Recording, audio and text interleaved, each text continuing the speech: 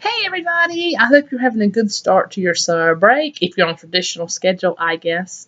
Today was our second work day, so we still have a little bit of time left.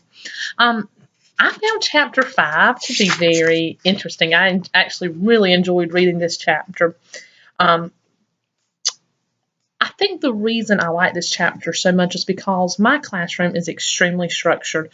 I don't know if you've ever heard of artisan teacher, but this year I had an observation done by 5th grade teachers, and they had to come and observe my artisan teacher traits. And my strong point was a structured environment, which I totally see.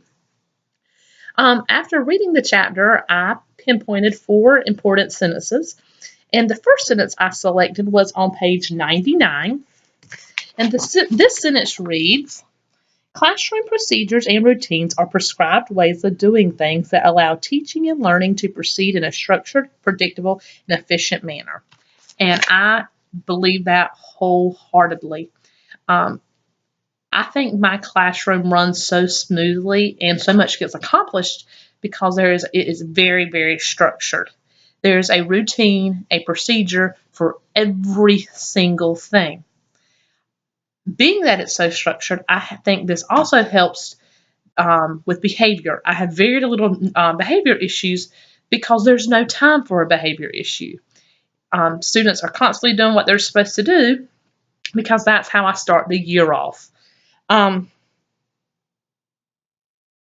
Moving on page 101, I highlighted the sentence, it is important to review routines from time to time to maintain clarity of understanding and consistency in application.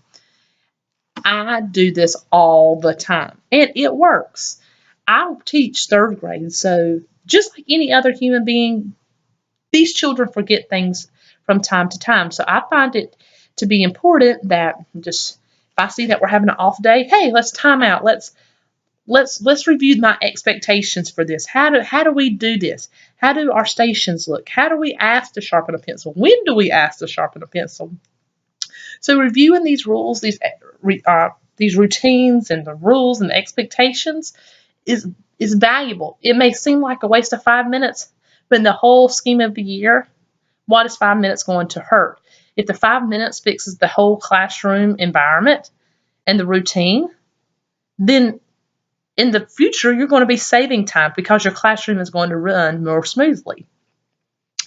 The next sentence I highlighted was also on page 101, and it reads, in general, however, it is a good idea to invest time in teaching and implementing routines as early in the year as possible. Absolutely.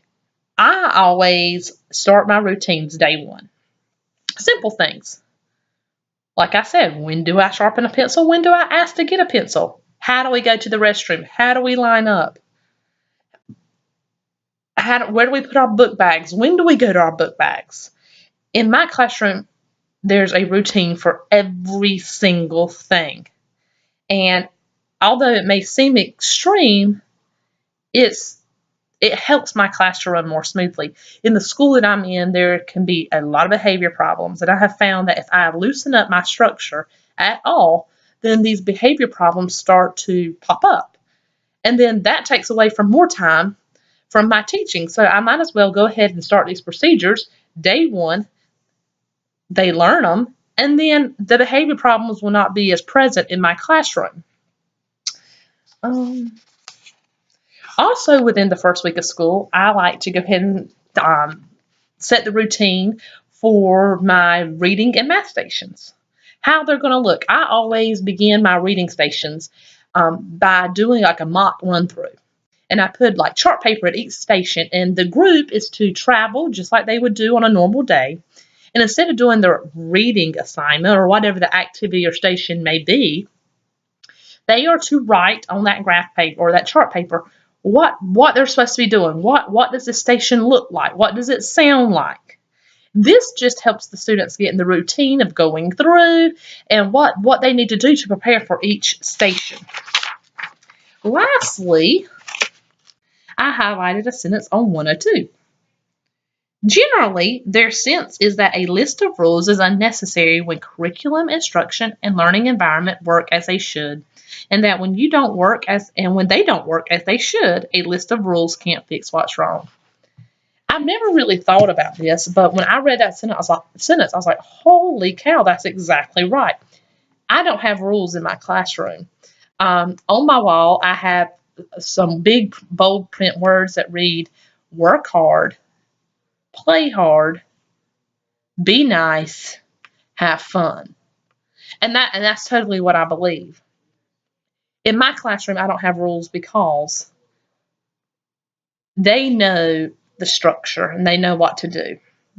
And if my environment in my classroom is off, I'm most likely playing a major role in that. That I need to fix something. I need to reflect on what's happening in my classroom that is affecting my teaching and from my students' learning. I like to say all the time that in my classroom, 100% of the time, I'm busy. I'm involved. We're doing something. Because if I let my students have just 2 seconds of free time, then the whole day is just a mess. I lose them. It's like we have to come back down, get ourselves together, and start again. And then I've lost a lot of time.